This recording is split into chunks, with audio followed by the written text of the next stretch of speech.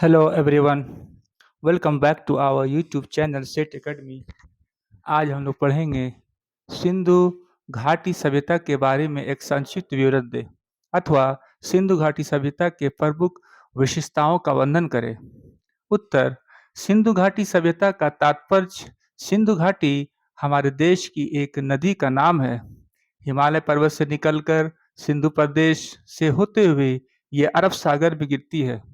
इस नदी के दोनों ओर का क्षेत्र जो सिंधु नदी के जल से सीधा जाता है, सिंधु घाटी या सैंधव क्षेत्र कहलाता है।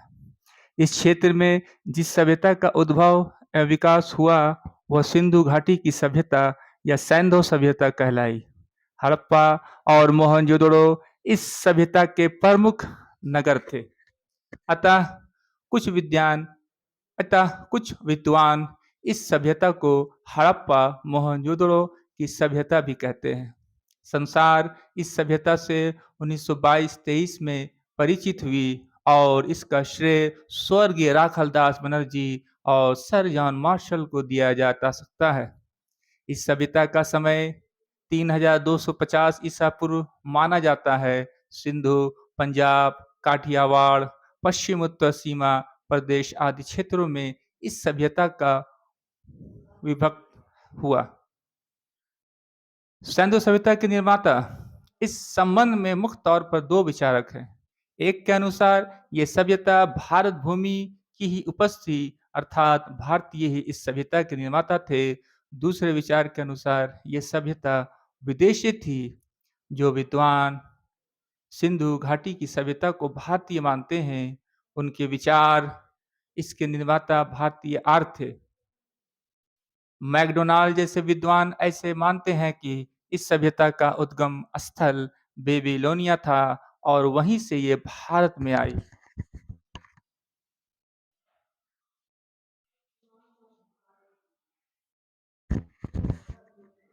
अपनी बात की पुष्टि में वे बतलाते हैं कि सैंधव सभ्यता में मातृ पूजा की प्रधानता थी, जबकि आर्यों के प्रमुख देवता पुरुष थे। वैदिक साहित्य में भी ऐसी बातें आई हैं जो इस सभ्यता की आय पूर्व सभ्यता प्रमाणित करती है। इस तरह इस सभ्यता के निर्माता के संबंध में निश्चय पूर्वक कुछ नहीं कहा जा सकता।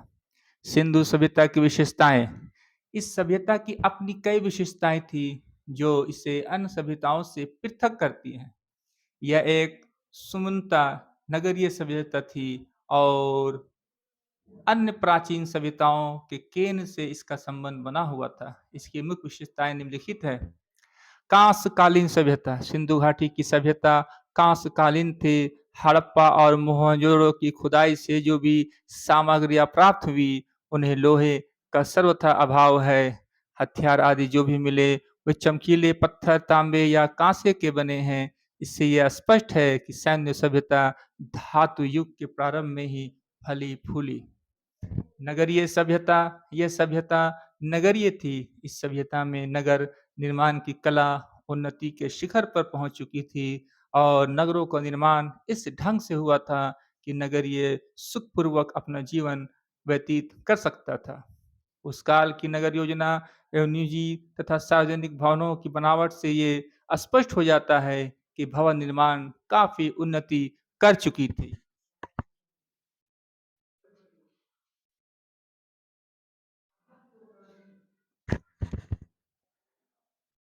उद्योग प्रधान सभ्यता, सैन्य सभ्यता कृषि प्रधान ना होकर उद्योग प्रधान थी। यहाँ के निवासियों का आर्थिक जीवन प्रमुखतः व्यापार एवं उद्योग धंधों पर आधारित था।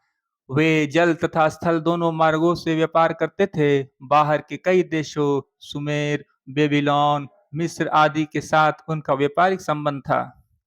पॉइंट नंबर 4, शांति प्रधान सभ्यता।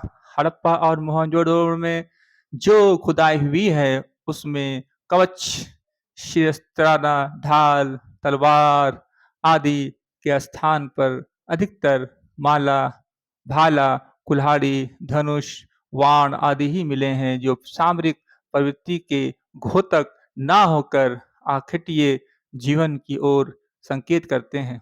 अतः ये कहा जा सकता है कि ये सभ्यता शांति प्रधान थी और यहाँ के निवासियों का युद्ध से विशेष मतलब नहीं था। पॉइंट नंबर 4, बहुदेववाद का प्रचलन। सैनदेव सभ्यता के भग्नावशेषों के आधार पर कहा जा सकता है यहाँ बहुदेववाद का प्रचलन था।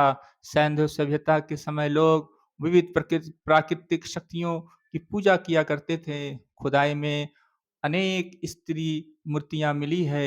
एक चित्र में एक स्त्री के पेट से एक पौधा निकला हुआ दिखाया गया है। संभवतः ये पृथ्वी देवी रही होगी। इस सभ्यता के समय शिव लिंग पूजा की प्रचलित होने का भी प्रमाण मिला है। पशु पूजा एवं वृक्ष पूजा भी प्रचलित था। लोकतंत्रात्मक शासन व्यवस्था। हड़प्पा और मोहनजोदड़ो की खुदाई में विशाल सभा भवनों तथा स्नानगारों के भग्नावशेष प्राप्त हुए हैं। राजप्रसादों का